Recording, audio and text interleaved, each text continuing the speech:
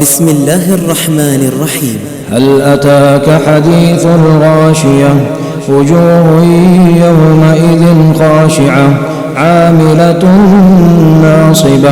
تصلى نارا حامية تسقى من عين آنية ليس لهم طعام إلا من ضريع لا يسمن ولا يغني من جوع وجوه يومئذ ناعمة لسعيها راضية في جنة عالية لا تسمع فيها لاغية فيها عين جارية فيها سرر مرفوعة وأكواب موضوعة ونمارق مصفوفة وزرابي مبثوثة أفلا ينظرون إلى الإبل كيف خلقت وإلى السماء كيف رفعت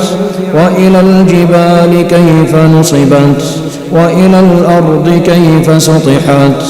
فذكر إنما أنت مذكر